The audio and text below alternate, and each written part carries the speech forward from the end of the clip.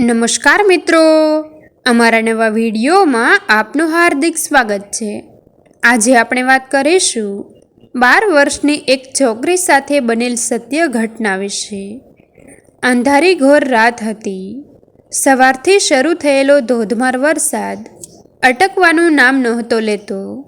ઝડપથી ભાગવાના પ્રયત્નમાં ઝુબેદા 2 વાર પડી હતી।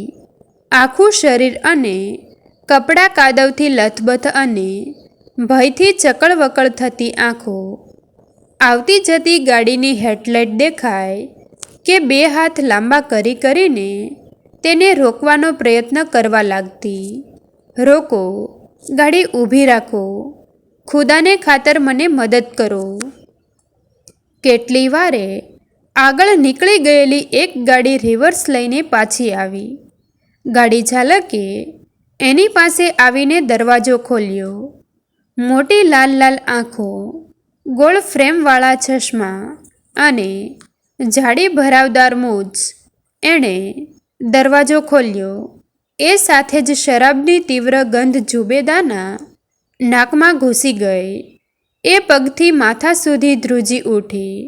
એને થયું, આ તો ઉલમાંથી ચૂલમાં પડવાની, પણ અત્યારે ગાડીમાં બેસી જવા સિવાય બીજો કોઈ ઉપાય જ નહોતો।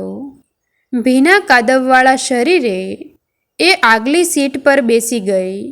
મનમાં ને મનમાં એણે પ્રાર્થના કરી, રબ્બા મુझे બચાના। તારે ક્યાં જવું છે? ક્યાં ઉતારું તને? થોડીવાર પછી ગાડી ચાલકે કડક અવાજે પૂછ્યું। કશો જવાબ આપ્યા વિના ઝુબેદા ચૂપચાપ હોઠ બીડીને બેસી રહી। નામ શું છે? ફરીથી એક સવાલ। ઝુબેદા: સરસ નામ છે। મારું નામ શિવદાસ। ક્લબમાં પાર્ટી હતી, જરા વધારે પીવાઈ ગયું, એટલે જ તને જોઈને ગાડી ઊભી રાખી। નશો ન કર્યો હોત તો ગાડી ઊભી જ ન રાખત। શિવદાસ હો કરતો હસવા લાગ્યો। ઝુબેદાને ચીડ ચડી। કેવા ગંદા દાંત છે, છી! હવે બોલ, તારે ક્યાં ઉતરવું છે? જરા આગળ ગયા પછી શિવદાસે ફરીથી પૂછ્યું। જવાબ ન મળતા એ એની તરફ ધ્યાનથી જોવા લાગ્યો। હશે 12 વર્ષની છોકરી। કપડાં ફાટી ગયેલા અને નીચલા હોઠમાંથી લોહી નીકળતું હતું। હવે છોકરીએ જોરથી રડવાનું શરૂ કર્યું। પળવારમાં શિવદાસનો નશો ઉતરી ગયો। કોણે તારી આ હાલત કરી? ચાલ, આપણે પોલીસ સ્ટેશને જઈને ત્યાં ફરિયાદ નોંધાવીએ। ઝુબેદા 2 હાથ જોડીને કહેવા લાગી, ના સાહેબ, ફરિયાદ નથી કરવી। એ લોકો મારો જીવ લઈ લેશે। મને એમનો બહુ ડર લાગે છે। કટકે કટકે કરતા ઝુબેદાએ પોતાની આપવીતી કહેવા માંડી। અહીંથી કોણ જાણે કેટલું દૂર બદ્રીપલ્લીમાં મારું ઘર છે। મા બાપને મારાથી નાના 3 ભાઈ બહેન। બાપને ટીબી થયો, નોકરી છૂટી ગઈ। મા એકલી મજૂરી કરે, પણ ખાવા પીવાનો, બાપુની દવાનો ખર્ચ ક્યાંથી કાઢવો? એવામાં એક દિવસ માના દૂરના સગા તાજુદ્દીનભાઈ અને એમના પત્ની ઘરે આવ્યા। કહે, ઝુબેદાને અમારી સાથે મોકલો। તમારે માથેથી એકનો બોજો તો ઓછો થાય, રસોઈના કામમાં હાથ વટોકો થશે ને સારી સ્કૂલમાં ભણાવશું। મા બાપુએ ખુશ થઈને એમની સાથે મને મોકલી દીધી। તું કઈ સ્કૂલમાં ભણે છે? શિવદાસે પૂછ્યું। સ્કૂલમાં મોકલવાની વાત તો દૂર રહી, આખો દિવસ મારી પાસે કમરતોડ કામ કરાવે અને મને જરાક એકલી જુએ એટલે તાજુદ્દીનભાઈ મારી સાથે જાત જાતના છેનછાળા કરે।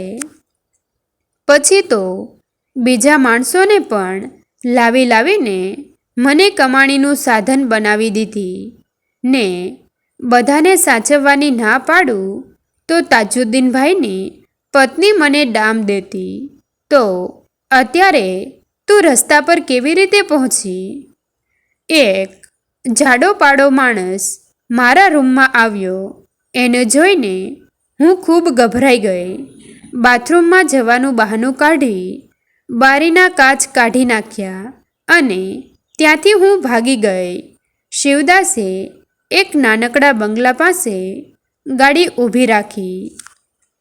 ચાલ અંદર, એણે ઝુબેદાને કહ્યું. ઝુબેદા અવિશ્વાસભરી નજરે એને જોઈ રહી. અડધી રાત થઈ હતી અને સાથે દારૂ પીધેલો મરદ હતો. એને કમકમમાં આવ્યા. એ ઘરમાં ચારે તરફ જોવા લાગી. પછી એણે દબાયેલા અવાજે શિવદાસને કહ્યું, સાહેબ, બહુ થાકી ગઈ છું. ભૂખ પણ બહુ લાગી છે. કંઈ ખાવાનું મળશે? શિવદાસે એને એક ટુવાલ આપ્યો અને કહ્યું, તું કાદવ કીચડથી આખી ભરાઈ ગઈ છે. જા, જઈને પહેલાં નાહી લે. એ નાહીને આવી ત્યારે શરીરે ફક્ત ટુવાલ જ લપેટાયેલો હતો. શિવદાસે કબાટમાંથી એક સ્કર્ટ બ્લાઉઝ કાઢીને એને આપ્યા. એ કપડાં પહેરીને આવી ત્યાં શિવદાસે દૂધ ગરમ કરીને ગ્લાસ ભરી રાખેલો અને બ્રેડ શેકી રાખેલા. સાહેબ, તમે આપેલા કપડાં બરાબર મારા માપના જ છે. કોના છે? જવાબની રાહ જોયા વિના ઝુબેદા ઊંધું ઘાલીને ખાવા પર તૂટી પડી. એની તરફ જોતા શિવદાસ વિચારી રહ્યો, મારી ગુડ્ડી પણ બરાબર આવડી જ હતી. આ દારૂની લતે એને મને એની માને મારાથી દૂર કરી દીધા. એક વખત મોઢું ફેરવી જતા રહ્યા. પછી કોઈ દિવસ કંઈ ખબર જ ન મળ્યા કે ક્યાં છે, કેવી હાલતમાં છે. ખાઈને ઝુબેદા નિરાતે સોફા પર બેઠી. બાજુમાં પડેલી સોનેરી રંગની ઢીંગલી પર નજર પડતા એની આંખો ચમકી ઉઠી. એણે ડરતા ડરતા પૂછ્યું, સાહેબ, હું આને હાથ લગાડું? હું કોઈ દિવસ આવા રમકડાથી રમી નથી. શિવદાસે ઢીંગલી એના ખોળામાં મૂકી અને હસતા હસતા કહ્યું, એને તારી સાથે સુવડાવજે. બસ. સાહેબ, મને બહુ ઊંઘ આવે છે. ક્યાં સૂવું? આ પલંગ પર તું સૂઈ જા. હું અહીં સોફા પર સૂઈશ. થાકેલી ઝુબેદા ઢીંગલીને ગળે વળગાડીને પલંગ પર પડી ગઈ. ડીમ લાઇટના ઝાંખા પ્રકાશમાં શિવદાસ એને જોઈ રહ્યો, જાણે ગુડ્ડીની નાની બહેન જ જોઈ લ્યો. એણે ઝુબેદાને ધાબળો ઓઢાડ્યો. એને કપાળ પર ચૂમી ભરીને કહ્યું, ગુડ નાઇટ બેટા. થોડીવાર સોફા પર પડખા ફેરવ્યા કર્યા. પછી એણે કહ્યું, હું તારી પાસે સૂઈ જાઉં? હા, જરૂર.